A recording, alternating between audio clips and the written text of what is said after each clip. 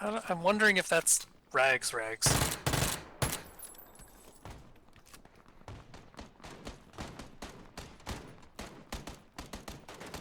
Sometimes it's more fun to not know. Nope, voice is different. Oh,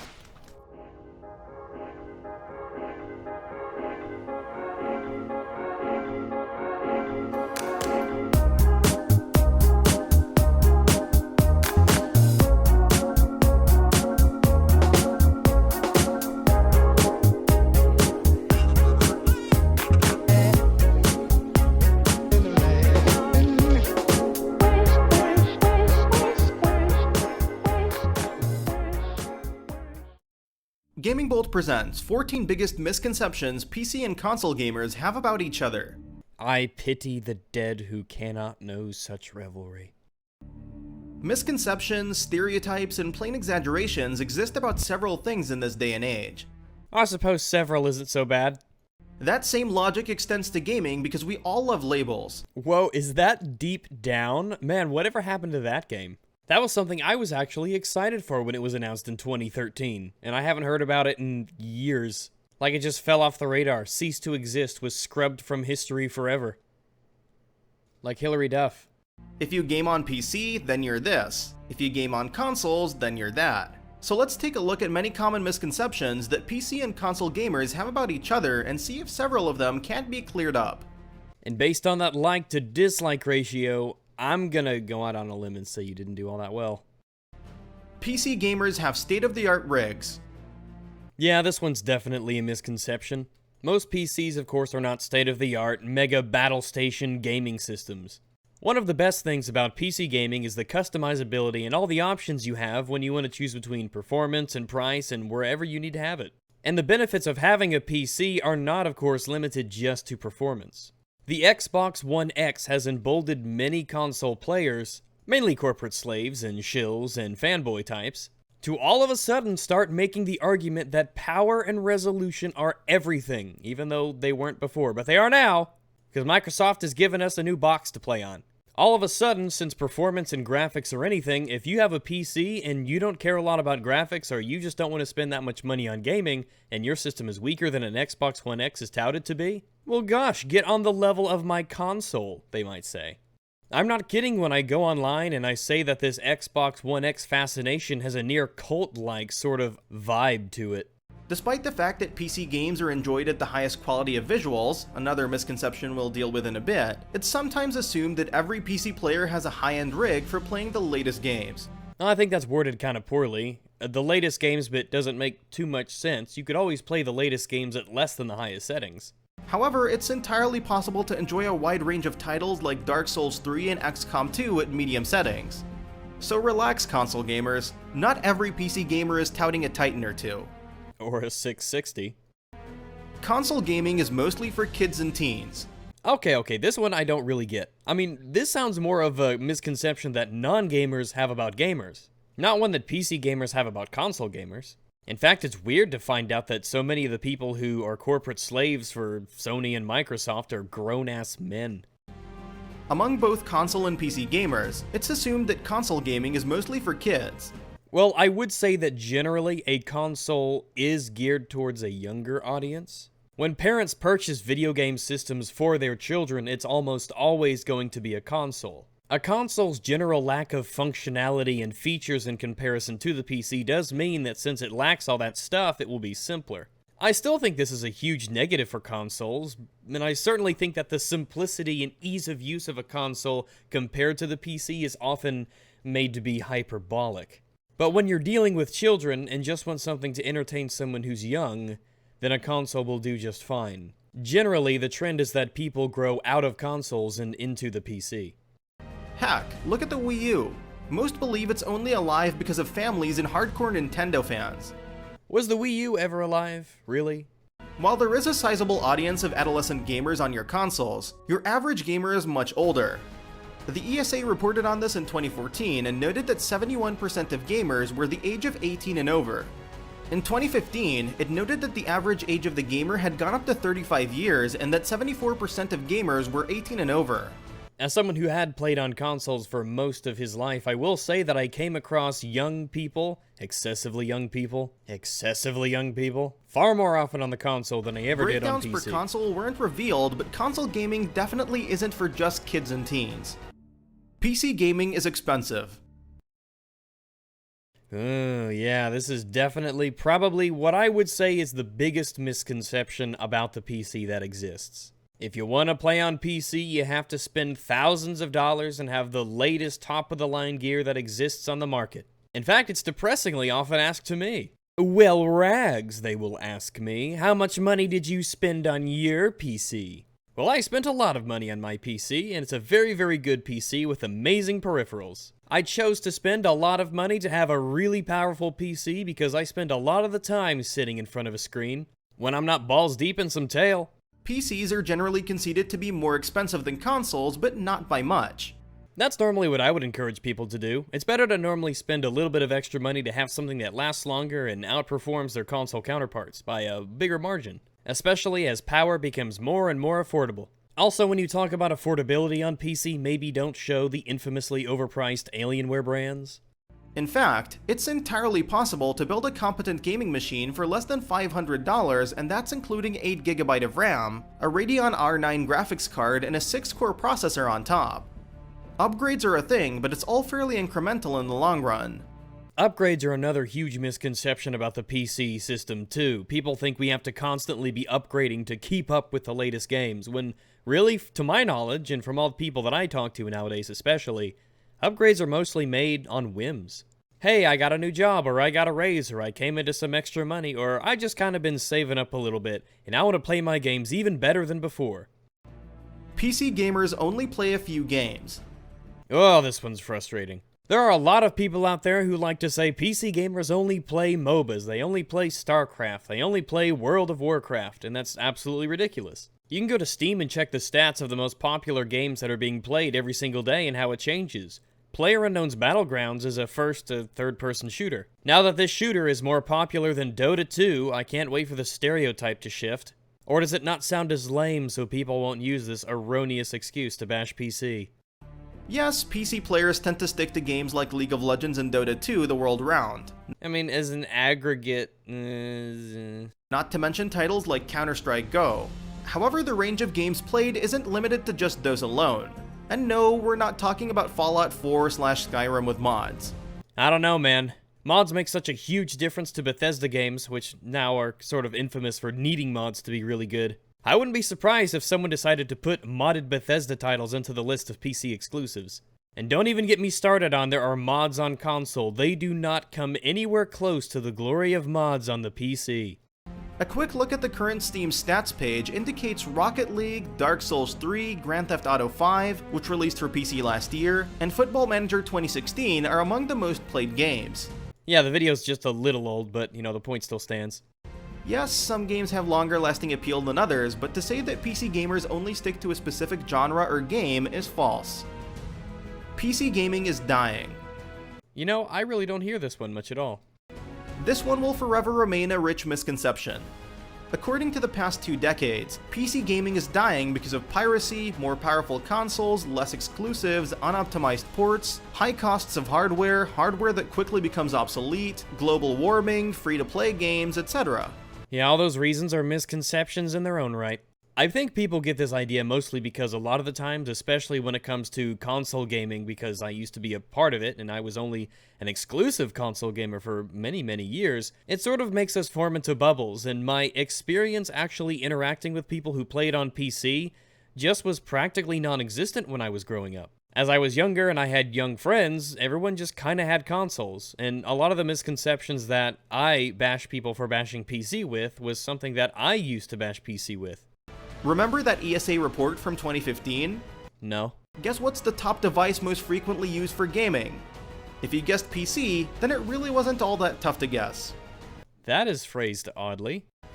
Console gamers like easier controls. Well, one does sort of get this vibe, especially when you foray into media like I have, and you constantly are debunking videos or responding to videos and talking to console gamers. Whenever you bring up mouse and keyboard, it is a legitimate thing that is said by console players that that's just too many buttons. You don't need that many buttons. A controller is more simple. That is something that is said, and not rarely. It's often thought that gamers who stick to consoles do so for the easier controls. This isn't too hard to see why. The most precise aiming can best be done with a keyboard and mouse in shooters, for example. However, more and more complex games like MOBAs and real-time strategy titles are coming to consoles each year, complex controls and all. So they actually end the section right there, actually. I mean, that's where they stop. That's the end of this little expose on the control bit. I thought they would have more to add to this. They just sort of say, well, more games are coming to console that were on PCs that have complex controls, and honestly, no, it doesn't have to have complex controls to be best suited for PC. And it's not just the complexity of the controls themselves, it's the customization that you get from using peripherals that are on a PC and just with the sheer amount of input options you have with a keyboard.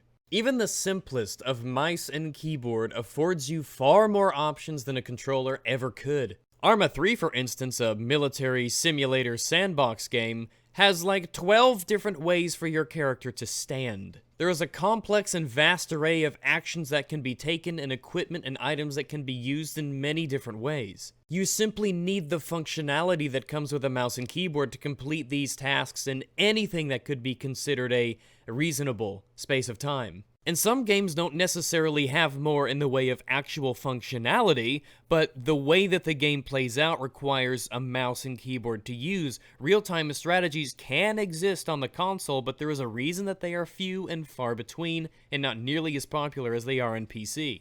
A lot of games, though, are simple, and they can be played on a controller without too much of a sacrifice being made, save for aiming ability and whatnot. Overwatch is a fantastic example.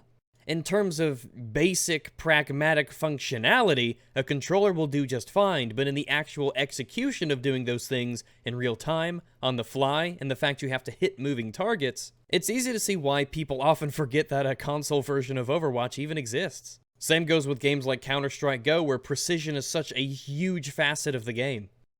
Consoles are for more mainstream games. What? Over the decades, consoles were thought to be the one-stop destination for the easier, mainstream games like platformers and fighting games. True enough, if you're going to play Street Fighter, then there are few better options than a controller. Then just use a controller on PC. Why do people think that controllers are an exclusively console implement? Controllers are not consoles. Consoles are consoles. That being said, just as many of the more complex genres have headed to consoles, many platformers and fighting games have arrived on PC. Mortal Kombat X and Street Fighter V are good examples, to say nothing of the indie platformer market. A while back for a video, I did research. Somebody was making the claim that fighting games were better on console because of the controllers.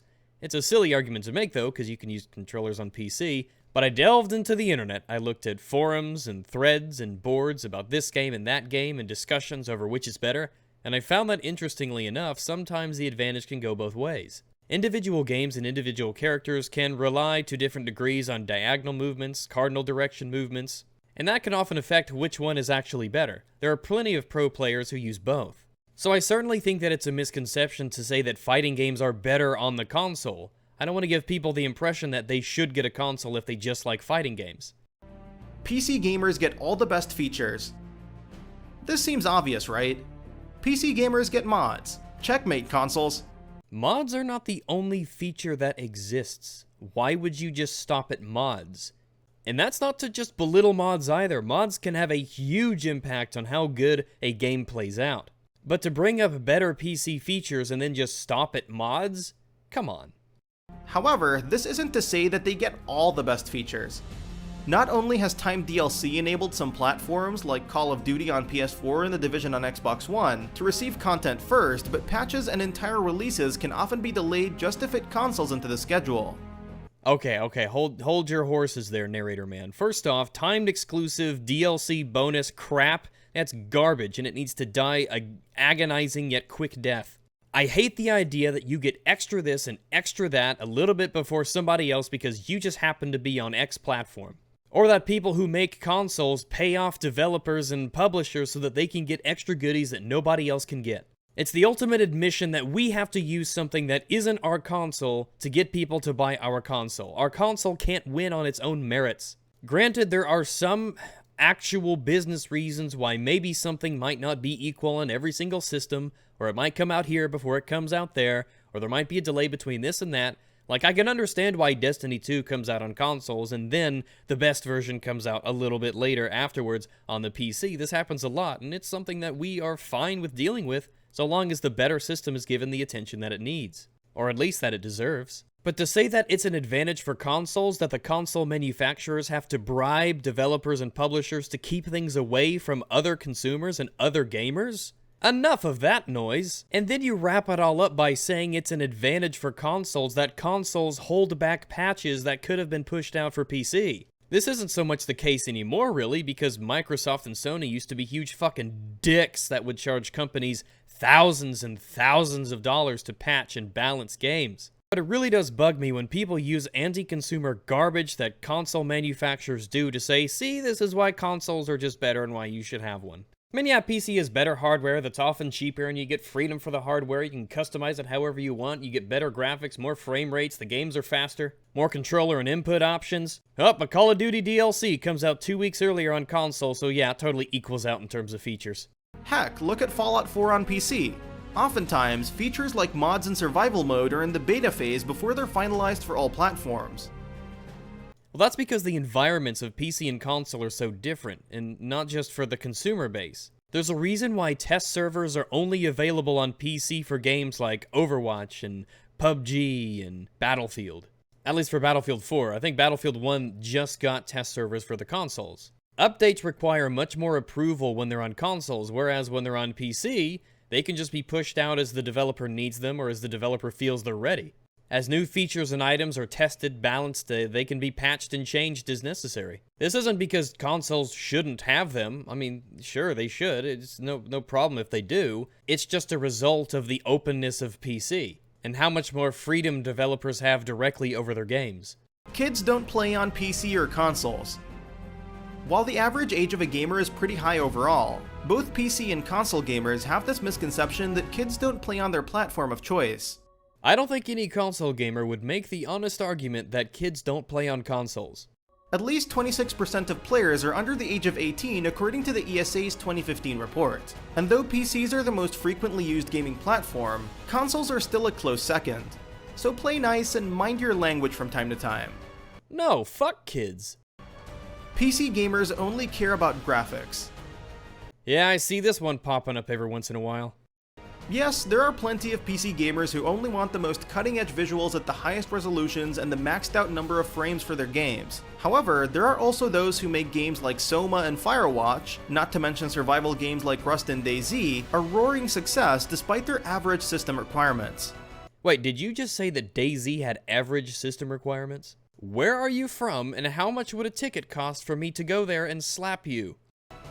PC gamers not enjoying enough exclusives. That's weird, I was literally playing a PC exclusive before I hopped on here, but alright, tell me about the exclusives.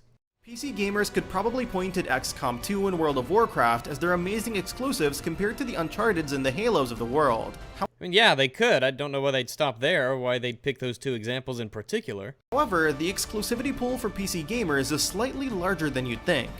Free-to-play titles like Path of Exile, Ghost Recon Phantoms, and so on are only available on PC.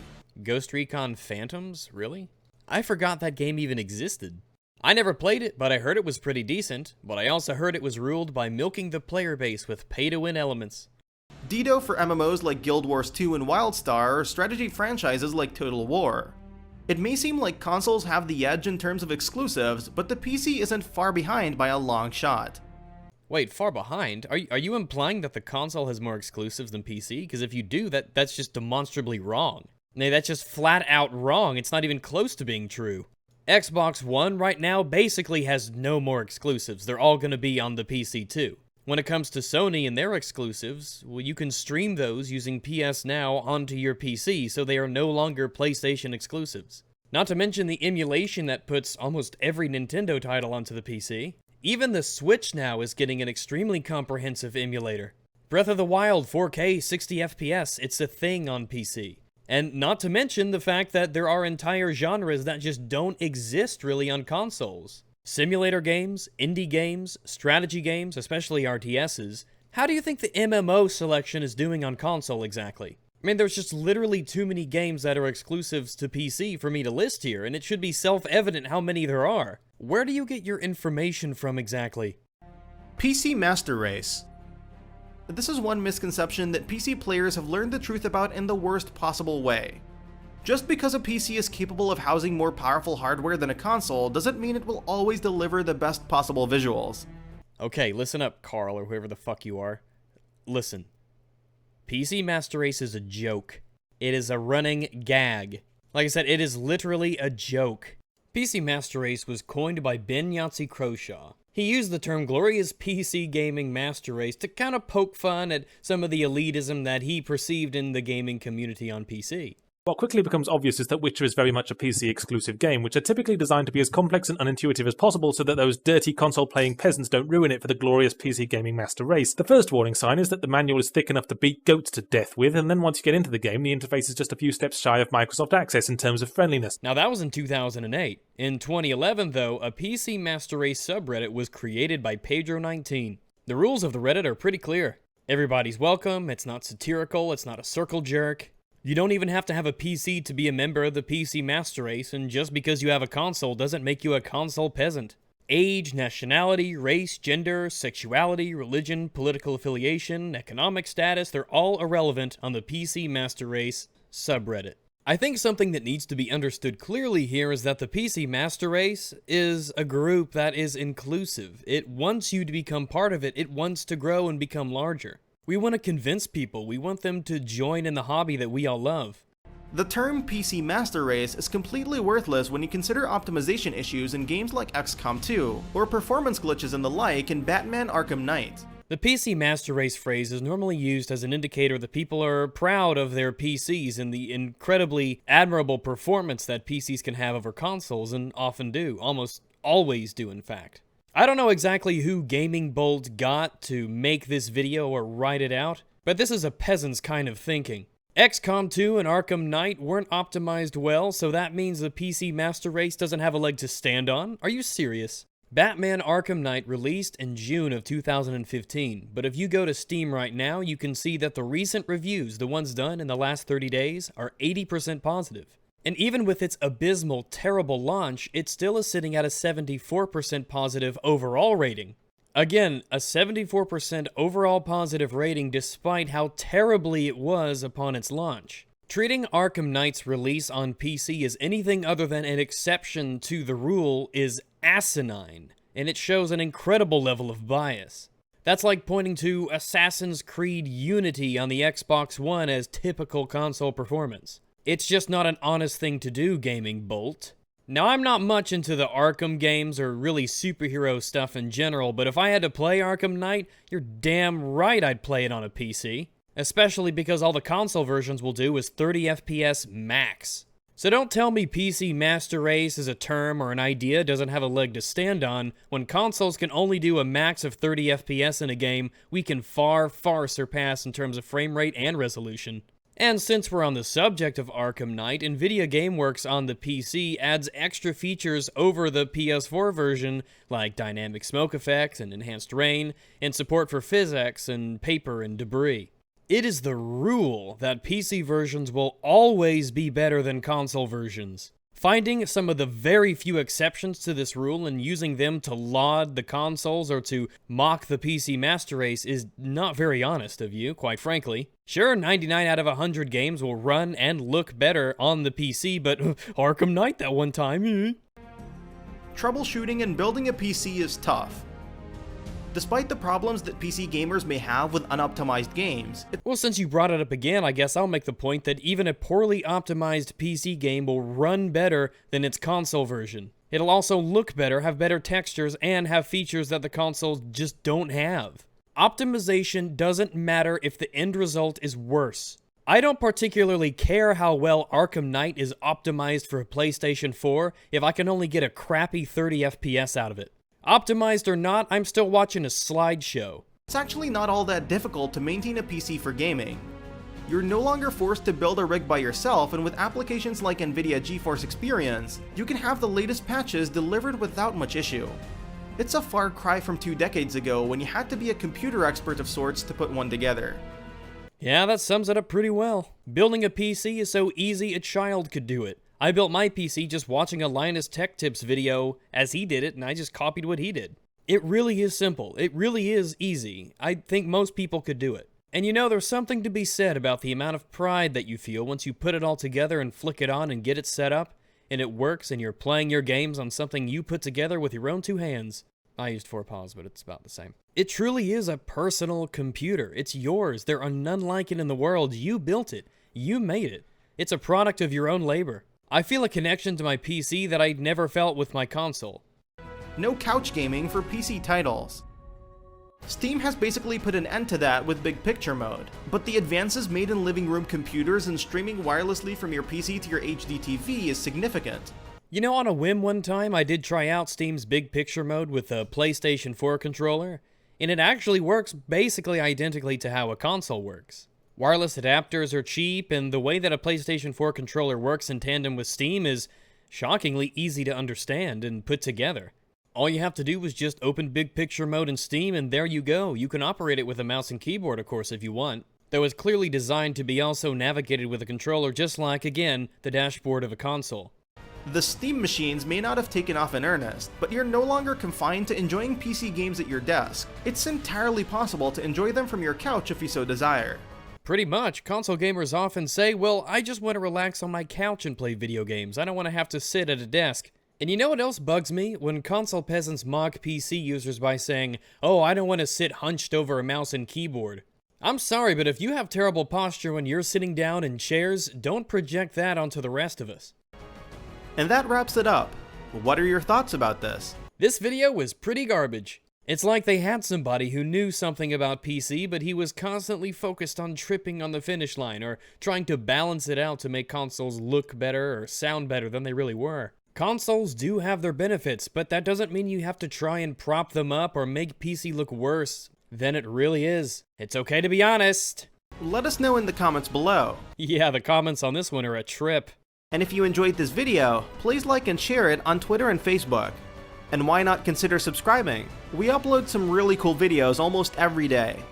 Well, if you can use Arkham Knight on PC as a representation of PC quality, then I can use this video of yours as an indication of GamingBolt's quality. In which case, it's pretty shite. But before we go, do you guys know of a channel called Shadiversity? If not, you do now. He talks about swords and armor and history stuff and nerd things. Anyway, I recently did a stream with Shadiversity and we talked about all sorts of stuff. We talked about weapons and armor and history and social stuff. We talked about video games and nerd crap. So I'll link that in the description if you want to check it out. I think you might really like it. It's great to listen to in the background while you play your video games and set up your Patreon to give me your money. Toodaloo!